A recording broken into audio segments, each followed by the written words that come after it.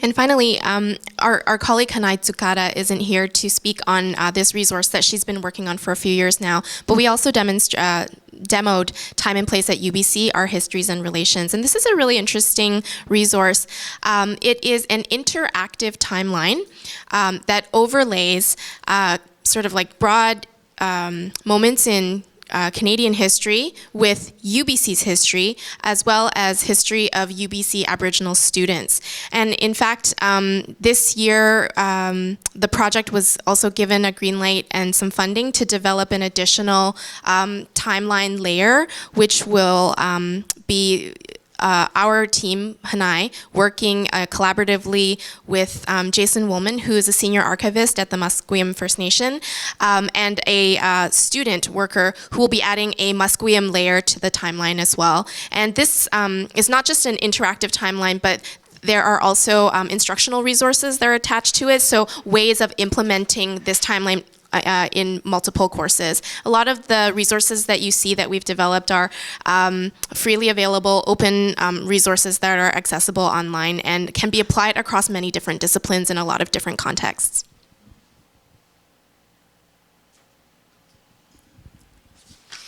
So back to the workshop that we did on June 6th. What we asked people was to think a lot about what it means for educators to indigenize curriculum or a course, and what were some of the more critical or nuanced considerations of doing that. And I think what some of the most interesting results of the day came from a group brainstorm where we asked people about their own experiences and questions relating to the topic of indigenizing curriculum. We also asked them what their burning questions were about how to approach this. And this slide here is a kind of summary of the major themes and questions that came out of the day. So being facilitators, we're going to get you talking to one another right before lunch, an energizing kind of thing. Upon Sarah's request, we're going to do a think, pair, share. And so this is the question. I'd like you to think for a minute about it individually, and then turn to the person next to you, and then we'll regroup as a larger group and share a little bit about what we thought. So as librarians and information professionals working to respond to the TRC recommendations and calls to action, how do these themes resonate with your own work? How might you go about connecting educators with the types of resources they would need to begin exploring? So we'll leave this slide up just for you to process this question, but then we'll flip back to the slide with the themes and let you take a look at that as well while you do your think.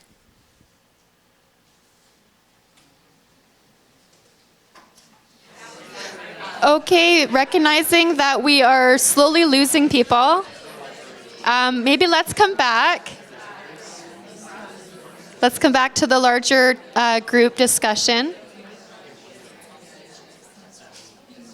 I'm sorry the time is so short. So let's share. Let's share some of the things that you were discussing in your smaller groups. Maybe with loud voice, so we, okay. Do you want the microphone? Oh, okay. Thank you. Who have we got? I didn't see. Thank you.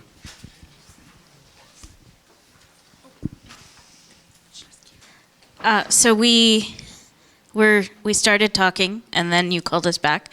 But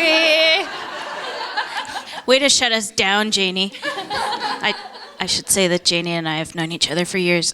We were talking about within the wider community, just questions of a community learning itself how to accept diversity in general, and how many communities aren't quite there yet.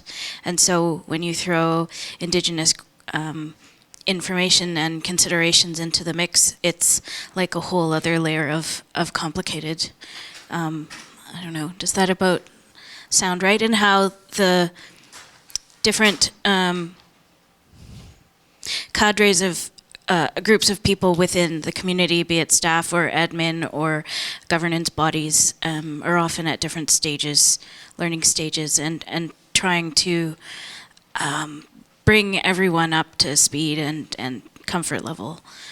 Just ways to think about that. And outside of that discussion, I was curious, just it's more of a question for the room. The Provincial Health Services Authority has launched this program for Indigenous cultural safety training. And I was just curious how many in this sector know about it and have institutional support to access it.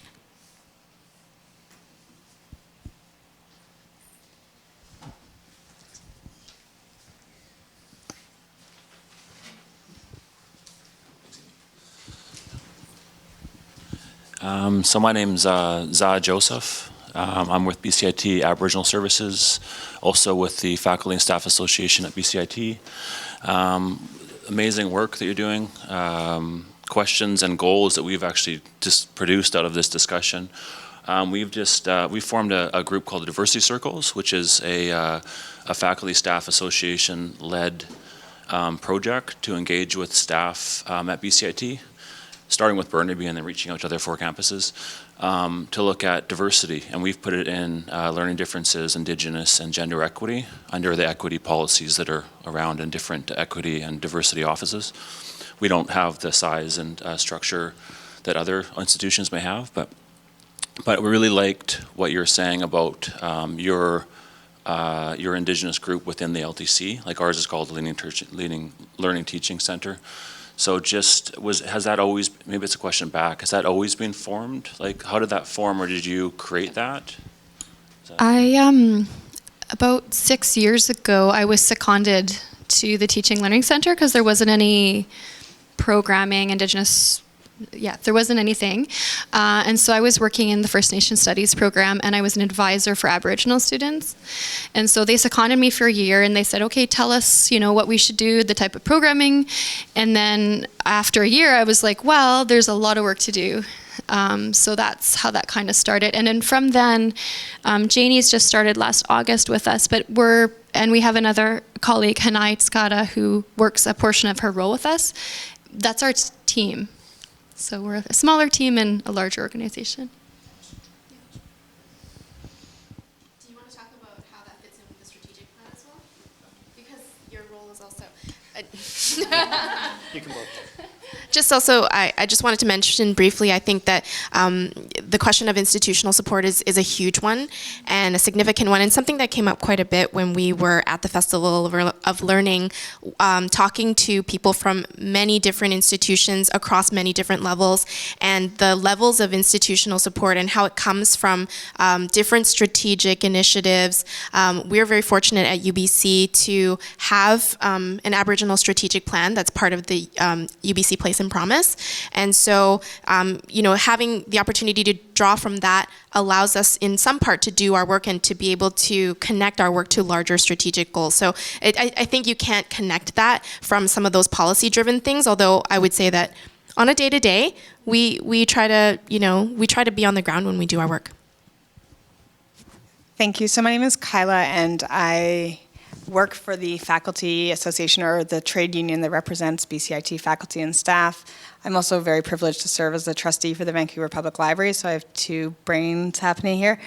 But I think it's really, I don't know how many trade union folks are in the room, but I think it's a really important question around the faculty associations and the trade unions that support people in educational institutions, and what we can do not only to support our members who are doing this work, but also what we can do to model that.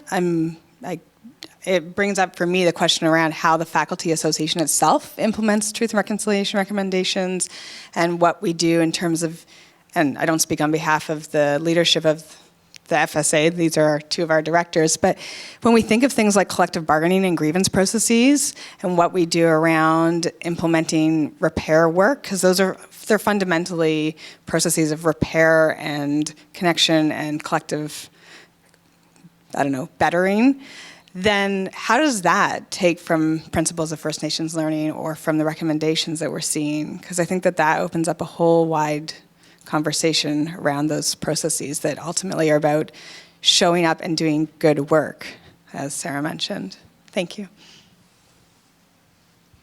Any questions? I will deliver the mic to you personally. Thank you. There was one question that came up through the webcast, and this was from a little while ago, but of course we've been ticking away at a pretty good click here. So the question from, I think it's coming from Vancouver Island, it says, several First Nations on Vancouver Island have expressed interest in collection development, but of material that is specific to their community. How should libraries go about promoting for oral tradition and history? So I'll open that up to the crowd if anybody, and particularly the people who we've had a chance to hear from today, if they have any insights, because of course it was your presentations that prompted that excellent question. So, sorry, having kind of heard two separate questions in that question, I think addressing the first one is about community-led collection development and the role that libraries might be able to play there. I know that I personally have received several requests from visitors to the Huehua Library asking for kind of a guidance around principles and information architecture, facilities, like how to create libraries on reserves. So that's some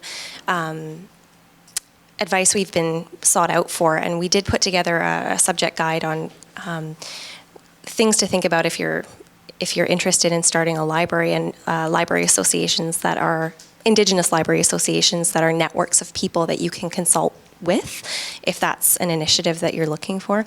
In terms of the second question, can I give me a help? Yeah, sorry, that's okay. So it says, how should libraries go about promoting for oral tradition and history? Right.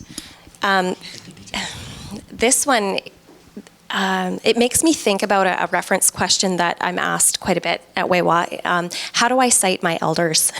And we, in academia, the role of the expert and the whole scholarly publishing and peer review system, it doesn't work always with how we attribute knowledge and attribute information. And I was at the International Indigenous Librarians Forum in Winnipeg.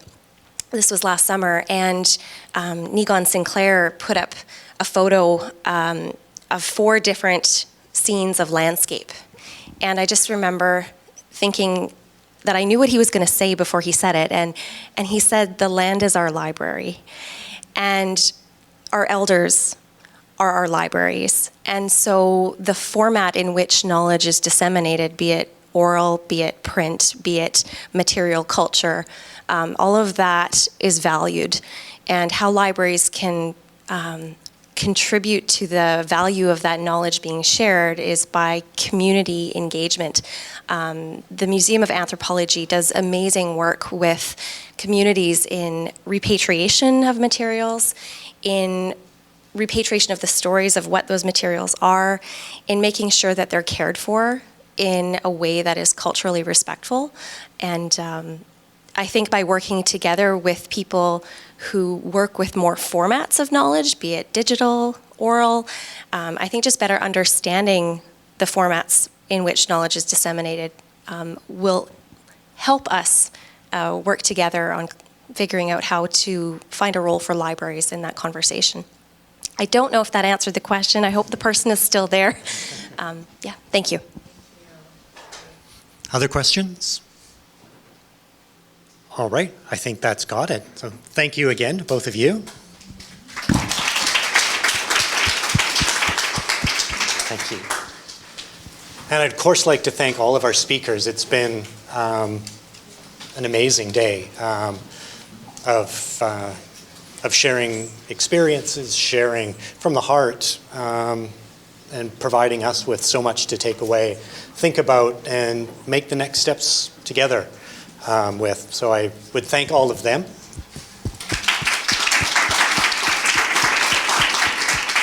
And of course, I'd like to thank the generous sponsors, Langara, Simon Fraser University, and BCLA, that all contributed to pull this together.